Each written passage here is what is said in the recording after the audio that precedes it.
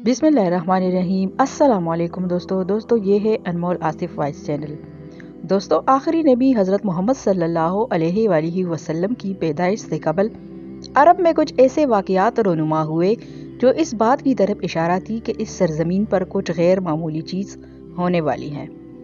उन वाक़यात में एक हैरत अंगेज़ वाक़या असहाबी फ़ील और अबाबील का हादसा है, जिसे अल्लाह ने कुरान मजीद के सूरह फ़ील में भी जिक्र किया है और जो अरबों की तारीख का एक अजीब सानहा था।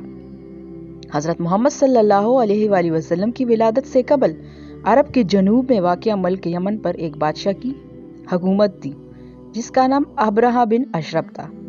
अब्रहा नसरानी था और किसी ज़माने में हबशा के बादशाह नजाशी का कमांडर रह चुका था। इसने यमन के बादशाह ज़ुनवास को एक जंग में शिकस्त देकर खुद को नजाशी का वफादार साबित किया। इस तरह नजाशी ने अब्रहा को यमन के तख्त पर बिठा दिया। जब अब्रहा को मालूम हुआ कि अरब के लोग काबा को निहायत ही मुकद्दस तस्वर करते हैं और हर इलाकों से लोग काबा की ज़ियारत के लिए मक्का सफ़र करते हैं, तो इसने यमन के दारुल खिलाफा सना में एक अजीम और निहायत ही खूबसूरत गिरजाघर तामीर करवाया। कहते हैं कि इस ज़माने में पूरी सरजमीन पर इससे ज़्यादा खूबसूरत और आलीशान गिरजा कहीं नहीं था। इसने पूरे जजीरे अरब में अपने मुबल्लिग को भेजा और लोगों को सना आकर इस गिरजाघर की ज़ियारत करने की दावत दी। दरअसल अब्रहा का मकसद ये था कि अरब के लोग मक्का के बजाय यमन आए और इस तरह सना अरब का मरकज बन जाए। साथ ही काबा की अजमत को ख़त्म करके इस गिरजे को मुकद्दस बना दिया जाए ताकि ज़ियारत और इबादत के ज़रिए माल भी कमाया जा सके। जब अरब के लोगों को इसके इरादे का इल्म हुआ तो वो तेश में आ गए और बहुत ही गज़बनाक हुए।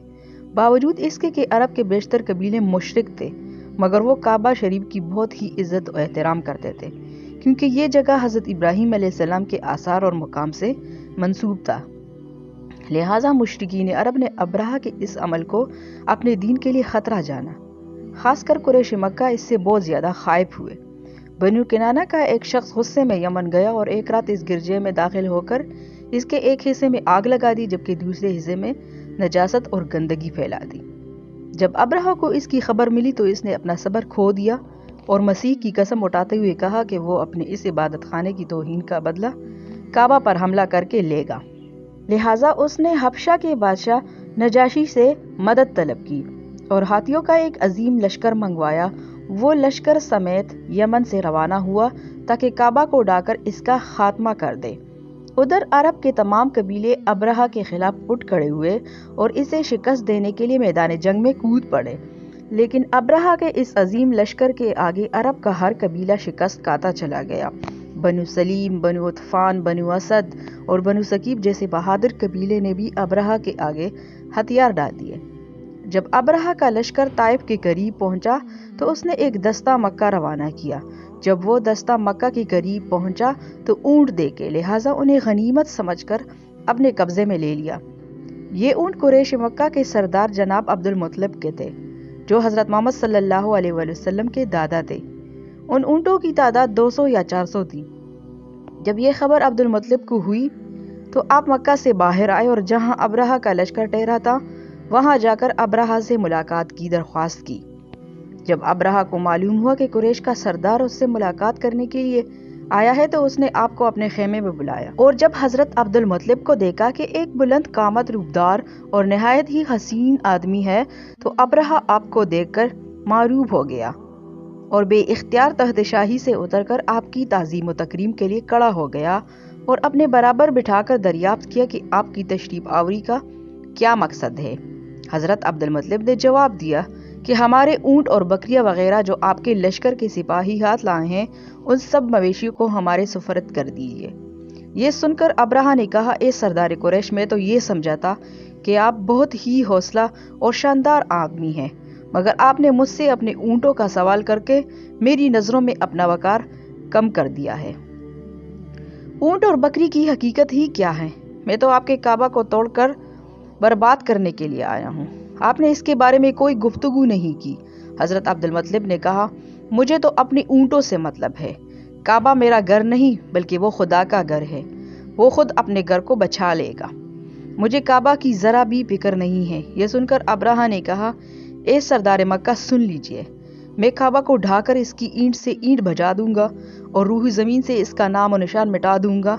इसके बाद अब्राहा ने तमाम जानवरों को वापस कर देने का हुक्म दिया और अब्दुल मुत्तलिब तमाम ऊँट और बकरियों को लेकर वापस मक्का आ गए।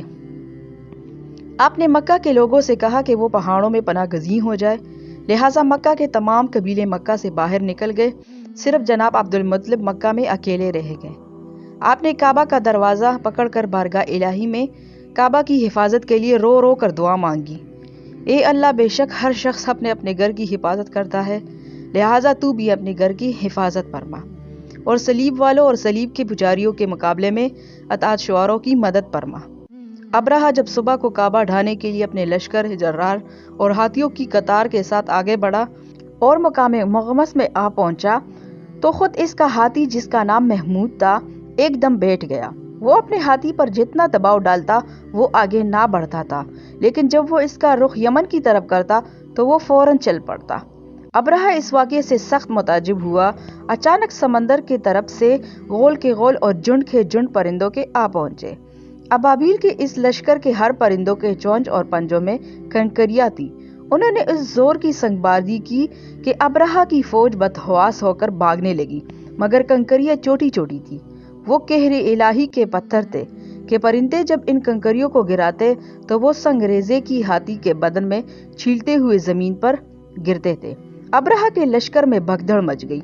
अबाबीलों की संगबारी अल्लाह के कहर व गज़ब की ऐसी मारी थी कि जब कोई कंकरी किसी हाथी के सर पर पड़ती तो वो उस आदमी के बदन को छीलती हुई हाथी के बदन से पार हो जाती और सब के सब अब्राहा और उसके हाथियों समेत इस तरह हलाक व बर्बाद हो गए कि उनके जिस्मों की बोटियां टुकड़े टुकड़े होकर जमीन पर बिखर गई।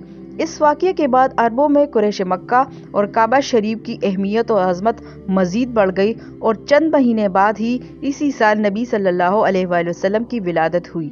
ये साल आमोफील का साल कहलाया।